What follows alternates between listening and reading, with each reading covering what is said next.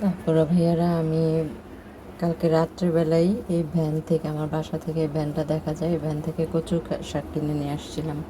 কচু শাক কিনে নিয়ে আসছি, দেখেন কত কচি কচি পাতা, অনেক সুন্দর কচু শাকগুলো। 3 আটি কচু শাক নিয়ে আসছি। তো এগুলো রাত্রেবেলায় কেটে বেছে ধুয়ে রেখেছিলাম। আসসালামু আলাইকুম অপরা ভাইয়ারা, কেমন আছেন সবাই? আশা করি সবাই ভালো আছেন। তো আজকে আর নতুন আরেকটা ভিডিও নিয়ে আপনাদের সামনে আসলাম। ফারহান আক্তার মুন্নির ব্লগে সবাইকে স্বাগত। তো আপনারা ভাইয়েরা, আজকে সকাল সকাল আমি একদম ঘর দুয়ার পরিষ্কার করে নাস্তা টাস্তা করে তারপর আপনাদের সামনে বসলাম। মানে আজকে সকাল সকাল সব কিছু করে ফেলছি, ঘর দুয়ার মোছামাছি করা, সব কিছু করা সকাল সকাল করে ফেলছি। তারপরে ভাইয়ারা আজকে কী রান্না করি দেখেন। আর বৃষ্টি, তো বৃষ্টির মধ্যে তো বাহিরে তেমন একটা যাওয়া যায় না। তো কালকে রাতের বেলায় কচু শাক আনছে, কচু শাক দেখি কচু শাক রান্না করবো।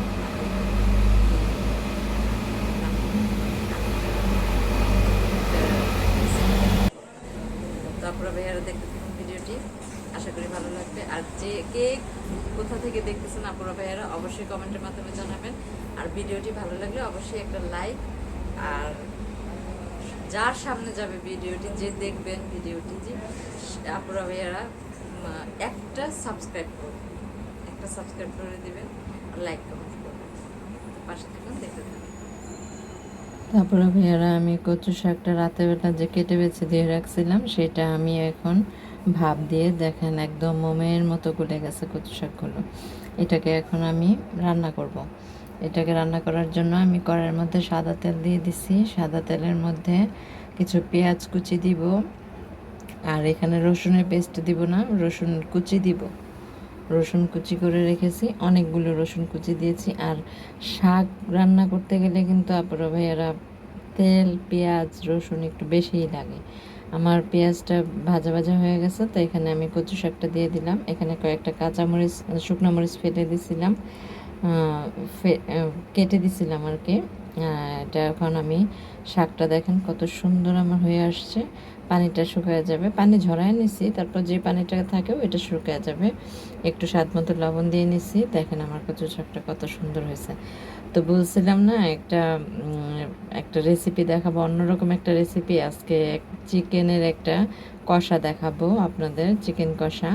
এটার জন্য আমি পেঁয়াজ, হলুদ, সরি, আদা, রসুন, তারপর হচ্ছে কাঁচামরিচ, গোলমরিচ পেস্ট করে নিছি, ব্লেন্ডার করে নিছি। আর এখানে মাংসের মধ্যে আমি আমার হোমমেড গুঁড়া মশলাটা আর লবণ, টমেটোর সস দিয়ে, তারপরে একটু জিরার গুঁড়া দিলাম, আর ওই যেটা ব্লেন্ড করে রাখছি ওইটা একসাথে মেখে আমি প্রায় আধা ঘন্টার মতো মাংসটা রেখে দেব। তো এর মধ্যে আমার বোনের ছেলে আমাকে মা বলে ডাকে, যে মুনিমা আমার খুব ক্ষুধা লাগছে, আমার ফ্রেন্ড আসছে, তো আমাকে 2টা ডিম ভেজে দাও, আর ফ্রিজে কি আছে গরম করে দাও, ওইটা দিয়ে ভাত খাই। তো ওরে আমি ডিমটা ভাজতেছি কাজের ফাঁকে, ডিমটা ভেজে ওকে ভাত দেবো। ওর ফ্রেন্ড আসছে, বন্ধু নিয়ে আসছে, তো বন্ধুর সাথে খাবে, তো এই জন্য ডিমটাও ভাজতেছি, তরকারি গরম করে ওরে ভাত দিয়ে দিচ্ছি। তো দেখেন এই পাশে আমি এখন মাংসটা ভাজতেছি। মাংসটা হালকা ভাজবো, বেশি ভাজবো না, মানে একটু হালকা লাল লাল হলেই আমি এটাকে নামিয়ে ফেলবো। তো আমার ভাজা শেষ। এই ভাজা তেলের মধ্যেই আমি পেঁয়াজ কুচি দিছি। পেঁয়াজটা কম দিছি কারণ এখানে আমি পেঁয়াজ বেরেস্তা করে রাখছি অফ ক্যামেরায়। আর হলো পেঁয়াজ তো আমি ব্লেন্ডার করে মশলার সাথে মেখে, মাংসের সাথে মেখে রাখছিলাম, এই জন্য পেঁয়াজটা কম দেওয়া হয়েছে। এখানে গরম মশলা দিয়ে নিলাম। গরম মশলাগুলো আমার তেলের সাথে ভাজা ভাজা হলে সুন্দর একটা ফ্লেভার আসে। তো মাংসটা দেখেন আমার সুন্দর করে ভাজা হয়ে গেছে, খুব বেশি ভাজাও হয়নি, আবার খুব কম ভাজাও হয়নি, এরকমভাবে ভাজছি।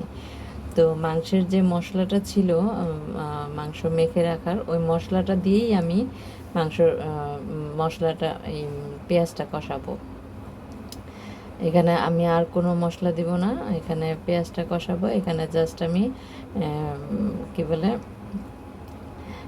একটু পানি দিয়ে নিলাম যেন না লেগে যায়। পানি দেওয়ার কারণ হলো এটা, যেন না লেগে যায়। একটু পানিটা একটু কষে আসলে এখানে আমি হালকা মরিচের গুঁড়া দিব, কারণ এখানে আমি গোলমরিচের গুঁড়াও ব্লেন্ড করে রাখছিলাম। কাঁচামরিচ, গোলমরিচ ব্লেন্ড করে দিছিলাম। এই জন্য আমি মরিচের গুঁড়াটা কম দিলাম, হলুদের গুঁড়া দিলাম, একটু ধনিয়ার গুঁড়া দিলাম। দিয়ে এখানে কিন্তু আমি আর রসুনের পেস্ট আর আদার পেস্ট দিইনি, কারণ আমি আগেই মাংসটা মেখে রাখছিলাম আদা রসুনের পেস্ট দিয়ে। আর হলো এখন আমি মাংসটাকে ভালোভাবে কষাইতেছি, ভালোভাবে মশলাটাকে ভালোভাবে কষাইতেছি। কষানো হয়ে গেলে এখানে আমি আমার হোমমেড গুঁড়া মশলা আছে বাসায়, যেটা আমি একটু আগের সাথে মিক্সড করে রাখছিলাম, সেটা আর একটু দিয়ে দিলাম কষানোর সাথে। তো স্বাদ মতো লবণ দিয়ে দিলাম। তো আমার মাংসটা দেখেন কত সুন্দর একটা কালার আসছে। ও আর একটু তেল বাড়ায় দিছিলাম, কারণ এই কষাটার মধ্যে তেলটা একটু বাড়ায় দিতে হয়। তো তেলটা বাড়ায় দিছি, এই জন্য দেখেন তেল ভাসতেছে। আর হলো একটু গরম পানি দিয়ে নিলাম। গরম পানিটা দেওয়ার কারণ ব্রয়লার মুরগি তো ভাজার সময় এমনি সিদ্ধ হয়ে যায়। আর ঠান্ডা পানি দিলে পানি গরম হইতে হইতে আপনার মাংস সিদ্ধ হয়ে যাবে। এজন্য গরম পানি দিলাম, একসাথে হয়ে যাবে দুইটা। আমার মাংস সিদ্ধ হয়ে গেছে। এখানে আমি পেঁয়াজ বেরেস্তাটা দিয়ে দিলাম। আপনারা চাইলে একটু চিনি দিতে পারেন, কিন্তু আমি চিনি দেই নাই। এখানে একটু ঝাল ঝাল করব। তো আমার কষাটা কত সুন্দর হয়েছে দেখছেন, চিকেন কষাটা অনেক সুন্দর হয়েছে। মানে নতুনভাবে আমি একটা চিকেন কষা করলাম। এইটা আপনারা বাসায় অবশ্যই ট্রাই করবেন। খুব টেস্ট হয়েছে, অনেক টেস্ট হয়েছে, খেয়ে অনেক মজা পাবেন। তো দেখেন কত সুন্দর একটা কালার আসছে, তেলগুলো ভেসে আসছে, ঝোল নাই। মানে এটা আমার খুব ফেভারিট একটা চিকেন কষা হয়েছে। তো দেখেন আমি এই কড়াইটার মধ্যে, এই ফ্রাই প্যানের মধ্যে তো মাংসগুলো ভাজছিলাম। তো মাংস ভাজা পুড়ে গেছিলো, পুরাটা কিন্তু আমি ফেলে দিছি, পুরাটা আমি দেই নাই। তেলটা ঢেলে দিছি, পুরাটা মশলা পুরাটা আমি ফেলে দিছি। এটা পুড়বেই, কারণ ভাজতে গেলে পুড়বেই, এটা ভয়ের কিছু নাই। আপনাদেরও পুড়বে যখন ভাজবেন। তো এটা ফেলে দিবেন।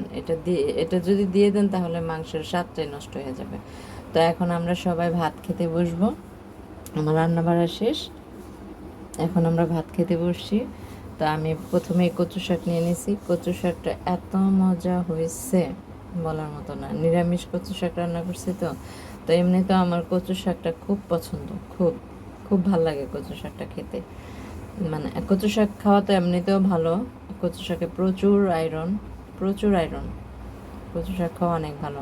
আয়রন, তারপর ক্যালসিয়াম, ভিটামিন সবই আছে এর মধ্যে। তো আমি শুকনো মরিচ খুঁজতেছি, একটা শুকনো মরিচ নিয়ে নিব। বড় একটা শুকনো মরিচ নিচ্ছি, দেখেন। শুকনো মরিচ দিয়ে ভাতটা কচু শাকটা খাইতেছি, সাথে মাংস নিব। মাংসটা টেস্ট করে দেখছি তো অনেক মজা হয়েছে, অনেক মাংস কষাটা। এভাবে আপনারা এই রেসিপিটা আপনার ফলো করে আপনারা একটু রান্না করে খেয়ে দেখবেন, অনেক স্বাদ পাবেন, অনেক স্বাদ হয়েছে মাংসটা, বলার মতো না। এভাবে রান্না করলে যে এত স্বাদ হয় আমার জানা ছিল না। তো কচু শাকটাও